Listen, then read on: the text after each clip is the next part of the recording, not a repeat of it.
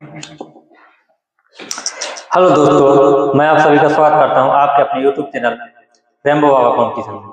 तो हम पढ़ रहे हैं यूपी पुलिस एसआई 2025 के लिए मूल विधि। क्या पढ़ रहे हैं? यूपी पुलिस एसआई 2025 के लिए मूल विधि हम पढ़ रहे हैं। तो मूल विधि में हम कल क्या पढ़ रहे थे? तो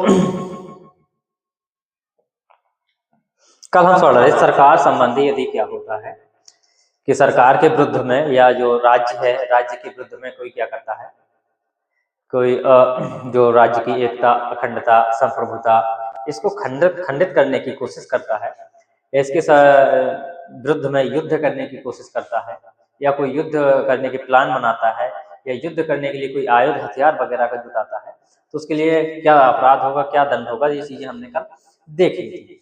अब आज हमको पढ़ना है आगे, और आज हम पढ़ते हैं, आज हम आगे पढ़ने वाले हैं वो किससे संबंधित है। तो आज हमारा नेक्स्ट अध्याय हम पढ़ने वाले हैं, वो है हमारा कौन सा? अध्याय 8। और वो किससे संबंधित है? वो सेना से संबंधित। किससे? जो तीनों प्रकार की सेना होती है। तो अध्याय 8, अध्याय 8 कौन सा? अध्याय 8 कौन सा? सेना।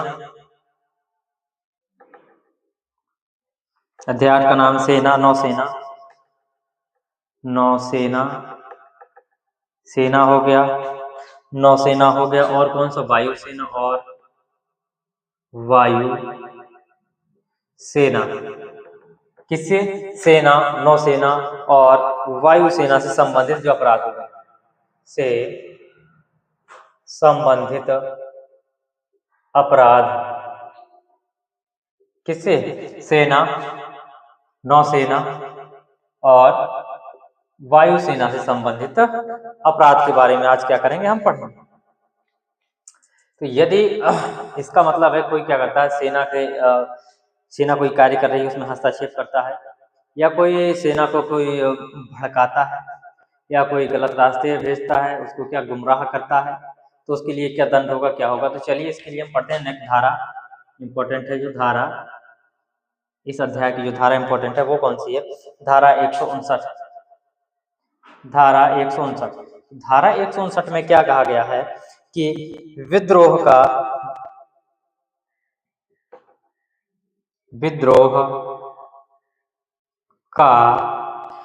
दुष्प्रेरण या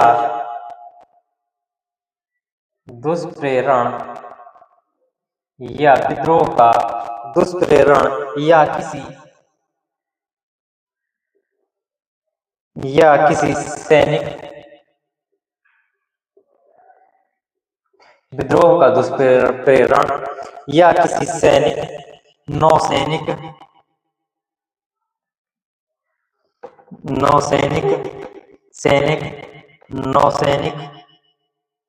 या वायु सैनिक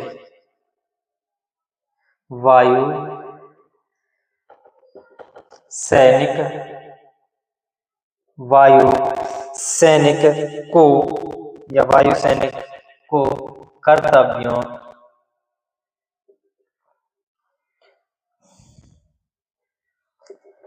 सैनिक को कर्तव्य से क्या करता है? विचलित करने का प्रयत्न करता है। क्या करता है? कर्तव्य से विचलित करने का क्या करता है? प्रयत्न करता है। तो उसके लिए सजा क्या होगी, उसके लिए दंड क्या होगा? इसका मतलब क्या है? यदि कोई व्यक्ति क्या करता है, किसके? विद्रोह के लिए क्या करता है? दुष्प्रेरणा करता है किसको? सैनिक को, नौसैनिक को या वायु सैनिक को। क्या करता है? वो विद्रोह करने के लिए उनको क्या करता है? भड़काता है, देश के खिलाफ भड़काता है, या किसी और जो जनजाति किसी भी आधार पर उसको क्या करता है? भड़काने की कोशिश करता है। या उसके जो क्या है? कर्तव्य है, जो कर्तव्य करने के लिए वो गया है, किसी अपने मिशन पे गया है, जो उनका कर्तव्य है देश की रक्षा करना, उस रक्षा करने के कर्तव्य से उसको क्या करता है? विचलित करने की कोशिश करता है। उसको भड़काता है कि जैसे तुमको क्या मिलता है या कुछ हो, तुम्हें इतने पैसे में क्या होता है, तुम यहाँ पे खड़े हो, तुम सर्दी लग रही होगी, तुम्हें गर्मी लग रही होगी, या तुम्हें तुम्हारा भी घर परिवार है, तुम्हें इससे क्या मिलेगा, कुछ नहीं है। तो इस प्रकार से कुछ भड़काता है, उसको भड़काऊ टाइप का कुछ करता है कि तुम्हें कुछ नहीं मिलने वाला, एक दिन तुम मर जाओगे, कोई कुछ नहीं तुम्हारी सुनने वाला, तुम्हारे घर वाले भड़केंगे, ऐसे कोई कई प्रकार के अपने वो मनगढ़ंत कहानियां सुनाता है, उनको क्या करता है, भड़काने का प्रयत्न करता है या क्या करता है, उनको भड़काता है। तो उसके लिए दंड क्या होगा, तो चलिए उसके लिए दंड देखिए। यदि कोई व्यक्ति ऐसा कार्य करता है, वो किसमें, और सैनिक, तीनों सेनाओं में, नॉन सैनिक को भी, वायु सैनिक को, जो सैनिक थल सेना, जो आर्मी है, जो हमारी वायु सेना है, और जो जल सेना है, इन तीनों सैनिकों को किसी भी, किसको, सैनिक को क्या करता है, किसी भी सैनिक को ये कार्य करता है तो उसको क्या होगा, उसको जो सजा होगी वो क्या होगी, 10 वर्ष तक की। कितनी, 10 वर्ष जो कारावास होगा, कारावास वो कितना होगा, वो कहेंगे 10 वर्ष तक का, 10 वर्ष, 10 वर्ष तक का क्या होगा, कारावास होगा, या क्या होगा, जुर्माना, प्लस में क्या होगा, जुर्माना या में नहीं होगा, प्लस में होगा, क्या होगा, प्लस में जुर्माना भी होगा, उसको जुर्माना भी भरना पड़ेगा, क्या होगा, प्लस में जुर्माना भी भरना पड़ेगा। या क्या हो सकता है, यदि ज्यादा वो है तो उसको क्या, आजीवन कारावास भी हो सकता है, क्या हो सकता है, आजीवन, आजीवन कारावास। अब दोनों में से जो होगा उस हिसाब से, जैसा उसका अपराध होगा उसी हिसाब से उसको दंड दिया जाएगा। यदि आजीवन कारावास का अपराध कर रहा है तो उसको आजीवन कारावास के लिए भी सजा मिल सकती है। इतनी चीज आपको समझ में आई होगी कि यदि कोई कैसा कार्य करता है तो उसको ये चीज हो सकती है। तो ये धारा, ये अध्याय था हमारा कौन सा, 8। और अध्याय 8, ये अध्याय जो है इसमें कहाँ से कहाँ तक, इसमें 159 से कहाँ से, 159 से कहाँ तक, 168 तक, इसी प्रकार इसी से संबंधित क्या है, धाराएं हैं, किससे, इसी से संबंधित धाराएं हैं। तो इससे संबंधित धाराएं हैं, तो इसमें ज्यादा कुछ है नहीं है, इसमें जो इम्पोर्टेंट थी वो मैंने बता दी। अब इसमें कोई ज्यादा इम्पोर्टेंट धारा है नहीं है। तो इसके बाद हम पढ़ेंगे नेक्स्ट अध्याय, अध्याय 9। अब हम पढ़ेंगे कौन सा, अध्याय 9। तो चलिए अब हम अध्याय 9 के बारे में जानते हैं। अध्याय 9 किससे संबंधित है, इसी के बारे में है। किसी सैनिक को, फिर इसी में यही बताया गया है कि किसी सैनिक को कोई यही चीजें, कोई दुष्पीड़न करता है, कोई गुमराह करता है, कोई कुछ करता है, कोई ये चीजें इसमें फिर है, इसी के बारे में बताया गया एक एक करके विस्तार। बाकी कुछ है नहीं है, तो इसमें कुछ ज्यादा इंपॉर्टेंट है नहीं है। अगर पूछेंगे तो यही से पूछा जाएगा, वरना इसको नहीं पूछा जाएगा। ठीक है, अब चलते हैं अध्याय 9।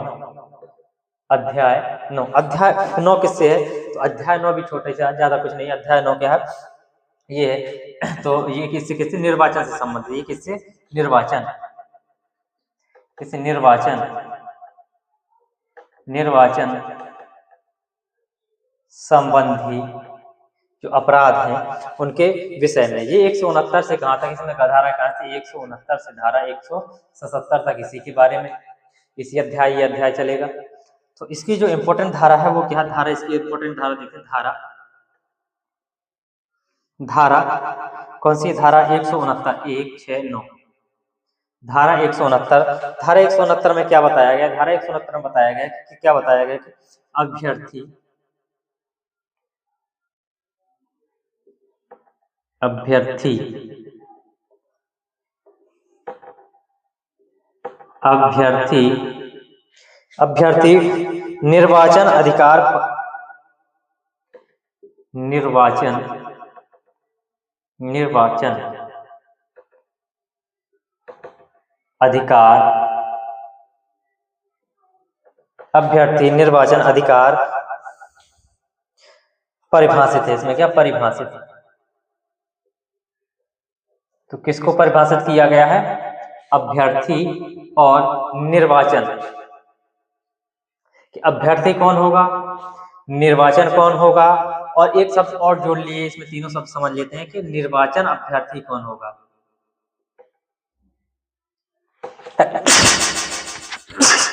सॉरी दोस्तों, निर्वाचन अभ्यर्थी, निर्वाचन अभ्यर्थी, निर्वाचन अभ्यर्थी, तो इनमें इनकी परिभाषा दी गई है। तो अभ्यर्थी की, निर्वाचन की और निर्वाचन अभ्यर्थी की। ठीक है, तो अभ्यर्थी, निर्वाचन पहले समझते हैं। निर्वाचन, निर्वाचन का मतलब क्या है, चुनाव, इसका मतलब क्या है, चुनाव से है। निर्वाचन अभ्यर्थी का मतलब क्या है, निर्वाचन अभ्यर्थी का मतलब ये है कि जो व्यक्ति क्या होता है चुनाव में खड़ा होता है। क्या, तो जो इसमें लिखो निर्वाचन, और जो व्यक्ति किसमें, चुनाव में क्या होता है, खड़ा होता है, चुनाव लड़ने के लिए खड़ा होता है, या अपना पर्चा भरता है। चुनाव के लिए क्या करता है, पर्चा भरता है। चुनाव में खड़ा होता है या चुनाव के लिए क्या करता है, पर्चा भरता है। जो पार्टियों से एक एक व्यक्ति जो खड़ा होता है वो क्या होता है, वो होता है निर्वाचन अभ्यर्थी। अब अभ्यर्थी का मतलब क्या है, जो क्या होता है, जो वोट देता है, जो वोट देने वाला, जो हम आम जनता होती है, वोट देने वाला। तो ये वोट देता है। जो अभ्यर्थी होता है वो क्या होता है, वोट देता है। जो निर्वाचन अभ्यर्थी होता है वो क्या करता है, चुनाव में खड़ा होता है। तो ये चीज समझ में आ गई होगी। जो व्यक्ति क्या होता है चुनाव में पर्चा भरता है, चुनाव लड़ने के लिए खड़ा होता है। जो ये क्या होता है, किसी दल का नेता होता है। क्या होता है, किसी दल का ये नेता हो सकता है, कोई भी हो सकता है। ये भी किसी भी हर व्यक्ति के लिए एक जो क्राइटेरिया है, यदि वो पूरा कर रहा है तो कोई भी व्यक्ति खड़ा हो सकता है। ठीक है, तो ये चीज है। तो इसको ये चीज आशा है कि ये चीज आपको समझ में आ गई होगी। इसकी परिभाषा दी गई थी अभ्यर्थी निर्वाचन की, और इसकी निर्वाचन अभ्यर्थी की परिभाषा दी गई थी। तो इसके ये चीज समझ में आया होगा, जो क्या निर्वाचन संबंधी भर्ती में नाम निर्दिष्ट हुआ हो। या इसको क्या कह सकते हैं, जिसने क्या किया हो, अपना चुनाव के लिए नामांकन किया हो। क्या कहते हैं, नामांकन किया हो, उसको क्या कह सकते हैं, नामांकन किया हो। तो ये चीज चुनाव का मतलब, चुनाव होते हैं जो चुनाव हमारे होते हैं, तो वो चुनाव प्रक्रिया है। जो चुनाव का मतलब, निर्वाचन का मतलब चुनाव से संबंधित है। ठीक है, तो ये चीज आपको समझ में आ गई। अब चलते हैं इसकी एक और धारा समझते, इसकी नेक्स्ट धारा को समझते हैं। वो है किससे, रिश्वत से। रिश्वत का यहाँ ज्यादा विस्तार नहीं किया गया है, लेकिन फिर भी रिश्वत का जितना है यहाँ पे उतना हम समझते हैं, बाकी का बाद में समझेंगे। यहाँ पर रिश्वत का विस्तार पूरा नहीं किया गया है। ठीक है, तो चलिए यहाँ देखते हैं। रिश्वत धारा 170 में क्या बताया, रिश्वत यहाँ चुनाव से संबंधित रिश्वत के बारे में बात की गई कि यदि चुनाव कोई व्यक्ति जो क्या कोई अभ्यर्थी को क्या करता है, डराता है, डरा कर रिश्वत देता है, तो इसमें क्या करता है, कोई व्यक्ति किसी अधिकारी को या किसी को क्या करता है, पैसा खिलाने की कोशिश करता है। क्या करता है, पैसा खिलाता है, या उसको क्या उपहार स्वरूप कुछ देता है। केवल पैसा देना क्या रुपया देना ही क्या रिश्वत नहीं होता, रुपया देना ही क्या रिश्वत नहीं होता। रुपया के अलावा क्या होता है कि कोई क्या वादा करना, किसी को वादा करना कि बाद में मैं तुम्हें क्या एक फ्लैट खरीद के दे दूंगा। तो ये क्या, जैसे एक प्लाट की बात कर दी कि मैं प्लाट खरीद के दे दूंगा, ये भी रिश्वत है। कोई क्या है, कोई गिफ्ट उस टाइम पे, जिस चुनाव के टाइम पे कोई क्या करता है, गिफ्ट भी देता है, तो वो भी क्या है, ये रिश्वत में आता है। और भी चीजें, कई चीजें हैं, केवल रुपया बस नहीं। तो ये चीज आपको समझ में आई होगी कि यदि कोई व्यक्ति क्या करता है, रिश्वत देता है, तो वो क्या है, अपराधी है। वो क्या है, अपराधी है।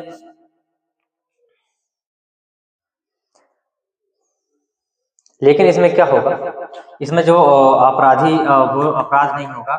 एक क्या होगा कि यदि आपने सबके सामने क्या किया है, जो भाषण देते टाइम आपने कोई वचन किया है, जो वादा किया है कि मैं यहाँ की सड़कें बनवा दूंगा, सबके सामने वादा किया है मैं यहाँ की सड़कें बनवा दूंगा, बिजली दूंगा, ये कर दूंगा, तो ये किसके साथ, ये रिश्वत के साथ में नहीं आएगी। ये चीजें क्या है, रिश्वत में नहीं आएगी। बाकी सब रिश्वत में आती है। पैसा देते हैं कि लो 2000 लो, वोट हमें, क्या करो 2000 रुपया ले लो, वोट हमें दो। या ये छोटी चीज में है, और वो बड़ी चीज में होती है, वो बड़ी चीज है। बाकी आप सब लोग समझदार हैं, तो इतनी चीजें आपको समझ में आ गई होंगी रिश्वत। अब देखते हैं आगे।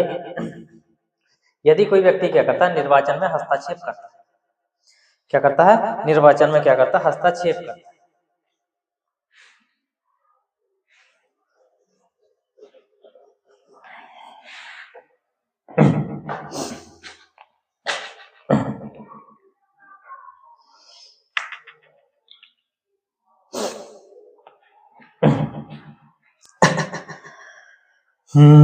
तो चलिए एक सेकंड दोस्तों। तो अब चलिए नेक्स्ट धारा 171, धारा 171 में क्या है कि निर्वाचनों में सम्यक असर डालना। किसमें, निर्वाचन चुनाव के टाइम निर्वाचनों में सम्यक असर डालना। क्या करना, सम्यक असर डालना। निर्वाचनों में क्या करना, सम्यक असर डालना। मतलब जिस दिन चुनाव हो रहे हैं तो आप क्या कर रहे हैं, वोटर जो वोट डालने जाता है उसको धमकाते हैं कि वोट इस पे ही डलना चाहिए। जो वहां पे वोट डलवाने आए कर्मचारी उनको भी धमकाते हैं कि मैं यहाँ पे व्यक्ति आएगा कोई भी वोट डाल के जाएगा। तो इस तरीके से क्या करता है, कोई हस्तक्षेप करता है। क्या करता है, कोई हस्तक्षेप। चुनाव जो अधिकार है उसको, जो चुनाव जो निर्बंधन है उनमें क्या करता है, हस्तक्षेप करता है। क्या उसमें क्या करता है, हस्तक्षेप करता है। उनको हस्तक्षेप करने के लिए क्या करता है, प्रयत्न करता है और वोटिंग सही से नहीं होने देता। तो वो क्या होता है, सम्यक निर्वाचन में असर डालना होता है। क्या होता है, सम्यक निर्वाचन में असर डालना होता है।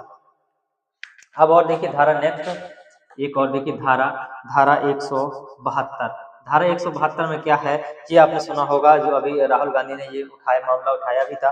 क्या, निर्वाचनों में प्रतिरूपण, किसमें, निर्वाचनों में, निर्वाचनों में प्रतिरूपण। निर्वाचनों में प्रतिरूपण का मतलब क्या है कि जो व्यक्ति है और जो व्यक्ति नहीं, जीवित भी नहीं है, फिर भी उसका देखा होगा वोट डाल रहा है, वो वोटर है, और वोट भी कोई व्यक्ति आ जाता है और डाल के चला जाता है। ऐसी एक रील भी बनी हुई है। तो वो आता है कि क्या मेरी पत्नी, उसका नाम बताता है कि कुछ भी, कि वो उसका वोट डल गया क्या, वो बोलती है कि हाँ डल गया। तो वो पूछती है फिर क्यों सर, क्या बोलती है कि 5 साल फिर इंतजार करना पड़ेगा मिलने का। क्योंकि कहती क्यों, बोल 15 साल से ऐसे ही चल रहा है कि वो 15 साल पहले मर गई थी, हर 5 साल में आती है, वोट डाल के चली जाती है, मुझे मिल नहीं पाती। तो इस प्रकार से, तो इसमें यदि कोई क्या करता है, वोटों को क्या करता, डालता है। एक व्यक्ति कई बार वोट डालने की कोशिश करता है। क्या करता है, एक व्यक्ति कई बार वोट डालने की कोशिश करता है। कोई व्यक्ति किसी दूसरे का वोट डालने की कोशिश करता है, या जो व्यक्ति नहीं है उसका वोट डल जाता है, उसी को क्या बोलते हैं, निर्वाचनों में उसी को बोलते हैं क्या, प्रतिरूपण। क्या बोलते हैं, उसको बोलते हैं हम प्रतिरूपण। क्या बोलते हैं, उसको बोलते हैं प्रतिरूपण। इतनी चीजें आपको, ये चीजें समझ में आई। अब यहीं पे वो रिश्वत का दंड भी देखो, मैं दंड बताना भूल गया। रिश्वत का दंड है। ये किस धारा में, ये धारा 173 में है। क्या 173 में है, तो यहाँ पे वो तो वही बताना चाहिए था मुझे, लेकिन अब यहाँ पे जो है तो यहाँ पे बता दे रहा हूँ। 173 में क्या, रिश्वत का दंड, या रिश्वत, रिश्वत का दंड। रिश्वत का दंड क्या है, तो दंड है इसमें क्या है, एक वर्ष तक की कारावास है। क्या कारावास कितना है, कारावास कितना होता है, 1 वर्ष तक का, 1 वर्ष तक का क्या होता है, कारावास होता है।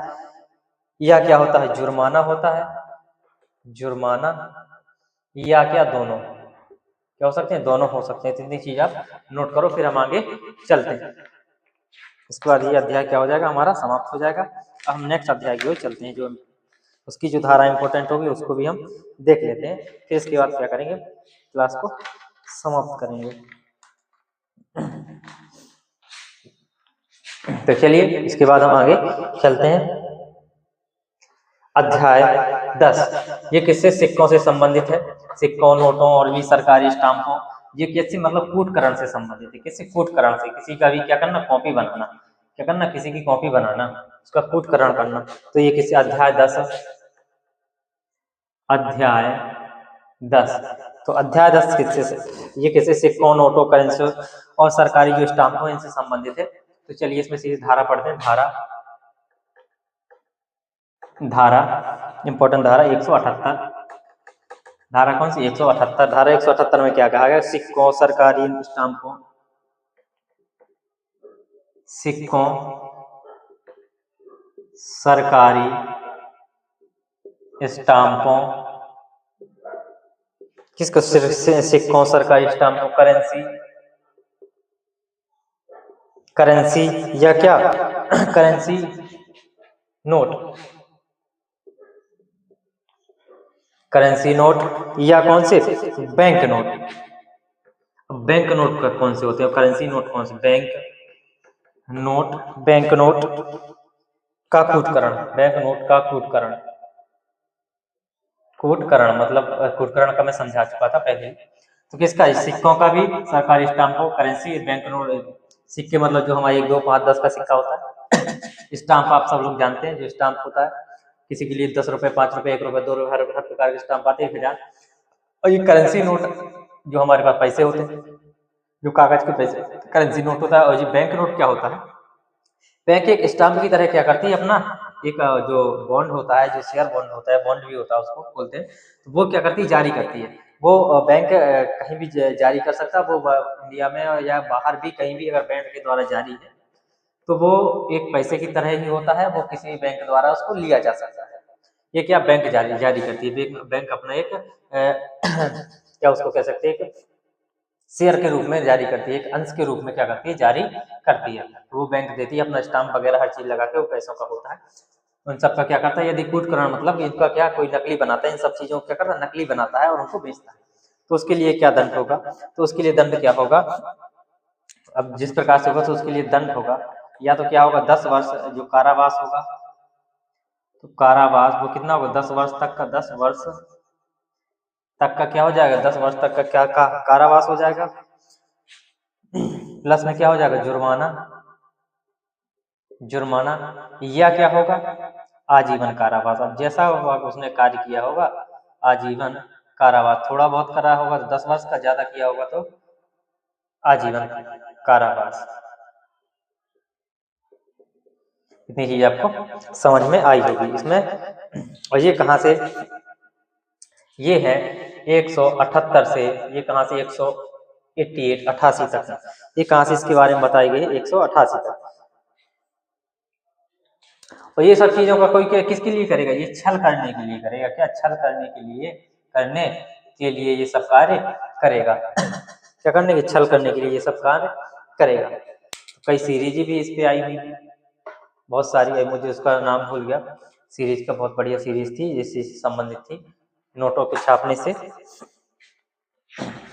तो आप लोग इसको नोट करिए, फिर हम आगे चलते हैं।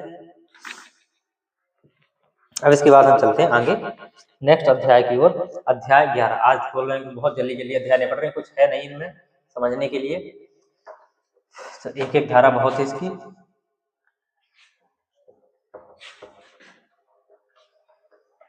चलिए हम चलते हैं आगे नेक्स्ट अध्याय 11, अब अध्याय 12 हम पढ़ेंगे कल। अध्याय 11, अध्याय 11 इसमें समझते हैं अध्याय 11 किससे संबंधित है, तो ये किससे, लोक प्रशांति से संबंधित है। इसकी धारा देखते हैं किससे संबंधित, लोक प्रशांति से। तो धारा इसकी देखते हैं 189, धारा 189, धारा 189 में किसका किसका, विधि विरुद्ध जमाव, किसका, विधि विरुद्ध जमाव, विधि विरुद्ध जमाव, कि यदि विधि के विरुद्ध क्या है, कोई जमाव करता है, कोई कहीं 5 या 5 से अधिक लोग रुकते हैं, तो उसके लिए क्या होगा, कोई इसका कोई सामान्य उद्देश्य होना चाहिए, क्या होगा, सामान्य उद्देश्य। यदि सामान्य उद्देश्य के अलावा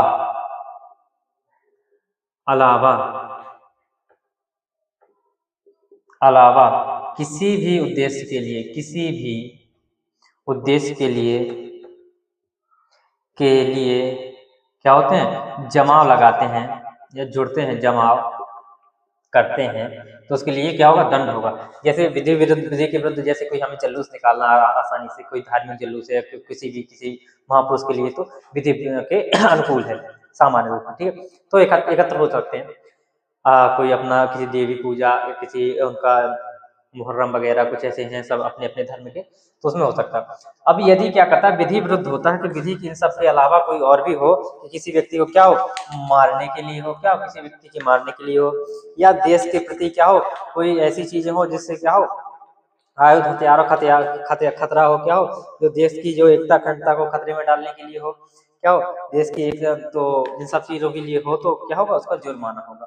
तो यदि कोई क्या करता है, तो इसके लिए क्या जुर्माना क्या होगा, यदि इसमें देखिए फिर आगे देखते हैं, तो इसका यदि सामान्य रूप से करता है कि विधि विरुद्ध जमाव करता है, लोग उसको क्या करता है, भंग करता है, तो क्या होगा, उसका सामान होगा कि 6 माह का, कितने, 6 माह का कारावास, 6 माह का कारावास हो जाएगा, 6 माह का कारावास। सामान्य रूप से जमाव करता है, तो लोक प्रशांति को भंग करता है, तो उसको क्या होगा, 6 माह का कारावास हो जाएगा, या क्या होगा, जुर्माना होगा, या क्या होगा, जुर्माने, या क्या होगा, दोनों हो सकता है, दोनों हो सकता है। अब इसी जमाव में विधि विरुद्ध जमाव में यदि क्या करता है, कोई हथियार लेके जमा हो जाता है, क्या होता है, बहुत चीज की कंडीशन देखी। यदि कोई क्या होता हथियार लेके जमा हो जाता है, क्या कहता है जो घातक आयुध है, कहता है जो घातक आयुध है, बंदूक है, गोला है, बारूद है, इनको लेकर अगर वो जमा होता है तो क्या करता है, यदि कोई घातक आयुध हथियार वगैरह लेके चलता है और वो क्या करता है विधि विरुद्ध जमा करता है, जैसे गोला हो गया, बारूद हो गया, बंदूक हो गया, कट्टा हो गया, कुछ भी लेके क्या करता है एकत्र होता है, और 5 से कितने 5 या 5 से अधिक लोग जमा होते हैं, तो वो क्या कर सकते हैं किसी भी जो लोक प्रशांति है जहाँ पे लोग बैठे हैं आराम से शांति, जैसे हॉस्पिटल हो गया, कोई मंदिर हो गया, कोई बस स्टैंड हो गया, इन जगह पर क्या है कि ये लोक स्थान होते हैं, तो इन जगहों पर यदि कोई क्या करता है एकत्रित होता है और इन सब चीजों को लेके एकत्रित होता है, लाठी डंडा बंदूक, तो ये क्या होते हैं, ये घातक हथियार होते हैं, क्या होते हैं घातक हथियार होते हैं। इससे क्या होगा, लोग डर जाएंगे, लोग प्रशांति वहां की भंग हो जाएगी, वहां पे भगदड़ मच जाएगी, वहां पे क्या हो जाएगी, लाठी मारेंगे और पुलिस फिर क्या होगी, लोक प्रशासनों का भंग होगा, वहां पे जो मृत्यु होगी तो उसमें क्या धन की भी हानि हो सकती है और शरीर की जो शारीरिक क्षति भी हो सकती है, तो लोक हानि भी हो सकती है, और पैसा का जो धन है, जो हमारे क्या है सामग्री है, जो क्या सरकारी या जो लोक का संपत्ति है, वो क्या हो जाएगी हमारी नष्ट हो जाएगी, क्या हो जाएगी वो नष्ट हो जाएगी। तो यदि ऐसी चीज हो करता है कोई, तो उसके लिए क्या दंड होगा, तो उसके लिए जो दंड होगा, तो वो क्या दंड होगा, तो वो होगा भैया दंड, उसमें जो कारावास होगा, तो उसमें कारावास होगा वो तगड़ा होगा। तो इसमें कितना कम से कम जो कठिन कारावास वो कितना होगा, 2 वर्ष का, कितना 2 वर्ष का क्या होगा कारावास, 2 वर्ष का कारावास उनको होगा, या क्या होगा जुर्माना होगा फिर, या क्या होगा उनको जुर्माना भरना पड़ेगा, जो वहां पे लोक प्रशांति भंग करने में जो भी सामान टूटा है और जो भी उनकी हानि हुई है उन सबका क्या भरना पड़ेगा। या फिर क्या हो सकता है, दोनों भी हो सकते हैं, जिस प्रकार के वहां पे दंगा हुआ होगा और जिस प्रकार से उन्होंने किया होगा, तो उनको उसी प्रकार से क्या करना पड़ेगा, भरना पड़ेगा, क्या करना पड़ेगा, उसी प्रकार से उनको ये सब चीजें करनी पड़ेंगी। तो इतनी चीज आपको आशा है कि समझ में आई होगी। अब चलते हैं, अब हम आगे चलते हैं नेक्स्ट धारा की ओर, और नेक्स्ट धारा हमारी क्या है, नेक्स्ट धारा हमको समझना है बलवा। अब तो आपने सुना होगा दंगा हो गया, फसाद हो गया, बलवा हो गया, तो इनको क्या कहेंगे, ये क्या है, तो वही है कि नेक्स्ट धारा है धारा 191, धारा 191 में क्या है, किसके बारे में बात करती है, ये करती है बलवा करना। बलवा क्या होता है, बलवा समझिए, बलवा करना।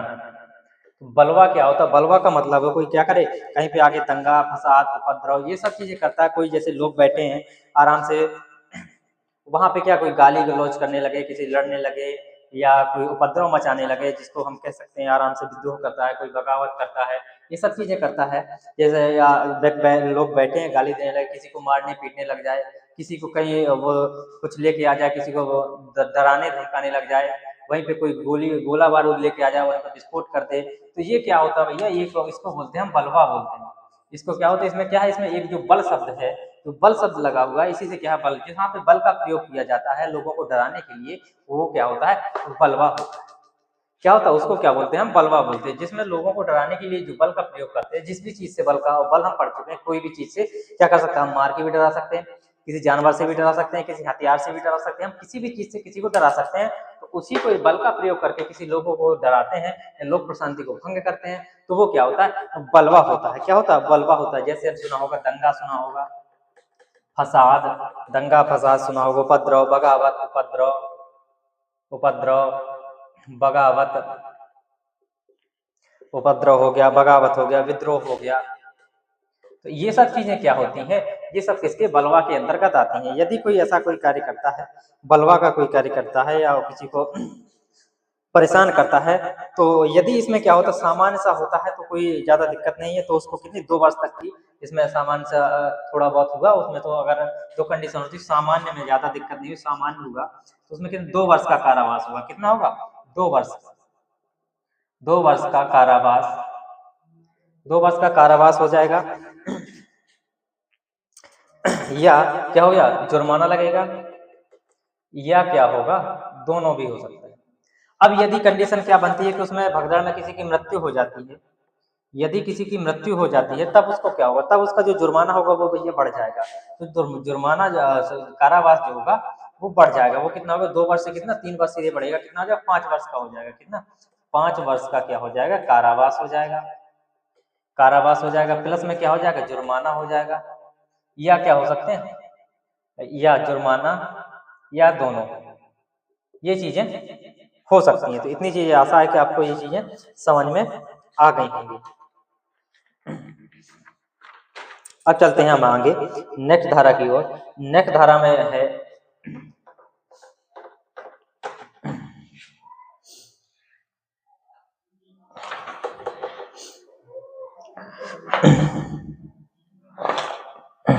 एक और समझिए, एक चीज और दंगा और समझिए, एक दंगा के बारे में पूछ सकते हैं, एक दंगा और समझ लीजिए, दंगा क्या होता है। नेक्स्ट धारा देखिए, धारा 194, धारा 194 में क्या है, दंगा किसके बारे में है, धारा 194 बताता दंगा। और दंगा का मतलब क्या है कि दो या दो से अधिक व्यक्ति क्या हो, लोग जहाँ पे लोक स्थान में क्या करें, लड़ कर क्या करें, लोक प्रशांति को भंग करें, क्या करके, लड़ कर, कितने, दो या दो से अधिक, कितने, दो या दो से अधिक, दो या दो से अधिक लोग जाते हैं और किसी लोक स्थान पर, बस स्टैंड हो गया, अस्पताल हो गया, और भी कई चीजें हो गई, सिनेमा हॉल हो गया, इन जगह पर क्या करते हैं, दो या दो से अधिक लोग जाते हैं, दारू पी के जाते हैं, लड़ते हैं, एक दूसरे को मारते हैं। तो वहाँ की जो जनता होगी वो क्या होगी, परेशान होगी, वहाँ के जो लोग होंगे वो परेशान होंगे, तो क्या होगी, हमारी लोक प्रशांति क्या होगी, भंग होगी।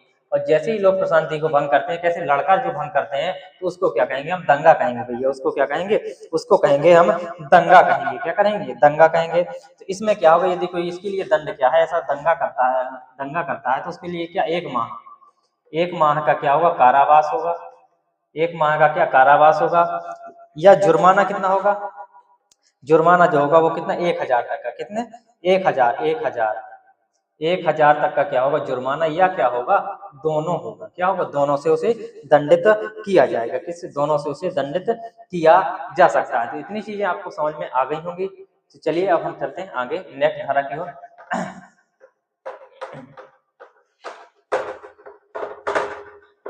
नेक्स्ट धारा क्या है कि यदि राष्ट्र की एकता, अखंडता पर प्रतिकूल प्रभाव डालने के लिए क्या करता है, कोई लांछन या कोई दृश्य कथन ऐसा कोई कहता है कि कोई जिसमें क्या देश की एकता हो, अखंडता, उसमें जो संप्रभुता है उसमें क्या हो, कोई लांछन लगे या कुछ ऐसी चीज हो जिसमें उसको समस्या हो जो हमारे देश के प्रति अच्छी ना हो, क्या हो, अच्छी ना हो, जो प्रतिकूल असर डाले हमारे देश के प्रति, क्या नेगेटिव भावनाओं या जो सोच है उसको क्या करे, जागरूक दे या उन पे बल दे, तो वो चीज क्या होती है, वो उसको क्या बोलते हैं, उसको दृश्य कथन भी कह सकते हैं, कुछ भी कह सकते हैं, जो किसके लिए, उसके लिए यदि कोई ऐसा कोई कार्य करता है तो उसके लिए क्या दंड होगा। तो चलिए नेक्स्ट धारा देखते हैं, धारा कौन सी, धारा 197, धारा 197 क्या, राष्ट्रीय अखंडता, राष्ट्रीय अखंडता, राष्ट्रीय अखंडता पर प्रतिकूल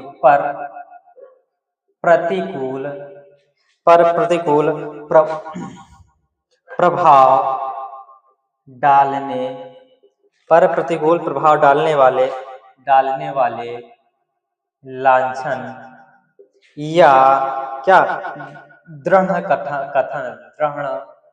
कथन, ऐसे कोई कठोर कथन या ऐसा कोई लांछन जो क्या करता हो, राष्ट्रीय एकता अखंडता को क्या प्रतिकूल प्रभाव डालता हो। कैसे, कुछ भी कह सकते हैं, जैसे कि क्या कह सकते हैं, जैसे अपने देश में कोई कहे कि यहाँ के लोग क्या है, बहुत बुरे हैं, यहाँ का यह प्रशासन कहेंगे बहुत बुरा है, जो क्या करता है, किसी गुंडों मवालियों का क्या करता है, साथ देता है, और जो लोग जनता उसको पीटता है, मारता है। तो इसमें क्या हमारे देश के प्रति निगेटिव सोच जाएगी, और दूसरे लोग क्या कहेंगे, ये देश बहुत बेकार है। अब दूसरी चीज, जैसे अभी कहते हैं कि हमारा देश क्या है, जो प्रदूषण में सबसे आगे फैलाता है, क्या करता है, कहते हैं प्रदूषण के कुछ दीपावली में या कोई भी त्योहार हो उसमें पटाखे नहीं जलाने, ये नहीं करना, वो नहीं करना, तो ये चीज में क्या करते हैं, निगेटिव फैला के रखते हैं। बाकी देश कुछ भी बम फोड़ता रहे, मिसाइलें छोड़ता रहे, कुछ नहीं होता, लेकिन हमारे ऊपर क्या करते हैं, निगेटिव प्रभाव डालते हैं। जैसे कहते हैं जनसंख्या वृद्धि भी कहते हैं, हमारे देश में की जनसंख्या बहुत बढ़ चुकी है और ये पॉपुलेशन बहुत बढ़ चुकी है, संभाल नहीं पा रहे हैं, और ये चीज, इससे प्रदूषण भी फैल रहा है, ये सब चीजें, सब नदियां, तालाब, जो झरने हैं, ये सब क्या गंदगी फैला रहे हैं, सब गंदे होते जा रहे हैं। तो ये क्या है, एक नेगेटिव चीज में आती है। तो ऐसी कोई लांछन या ऐसी कोई दृढ़ कथन, कोई ऐसा कोई कार्य करता है तो उसके लिए क्या दंड होगा, उसके लिए 3 वर्ष तक का कारावास होगा। तो कितना जो दंड में देखो, दंड में तो कारावास होगा, कारावास जो होगा वो कितना होगा, 3 वर्ष का होगा भैया। कितना, 3 वर्ष का क्या होगा, कारावास होगा। या क्या होगा, या क्या होगा, जुर्माना होगा। जुर्माना कोई निश्चित नहीं है, कुछ भी हो सकता है। या क्या होगा, दोनों हो सकते हैं। क्या हो सकते हैं, दोनों हो सकते हैं। इतनी चीज आपको समझ में आई होगी। तो ये हमने आज अध्याय 12 तक देखे। कल अध्याय नेक्स्ट अध्याय कल हम देखेंगे। तो थैंक यू दोस्तों, क्लास अच्छी लगी तो प्लीज लाइक से सब्सक्राइब जरूर करिएगा। मिलते हैं नेक्स्ट क्लास में। Thank you.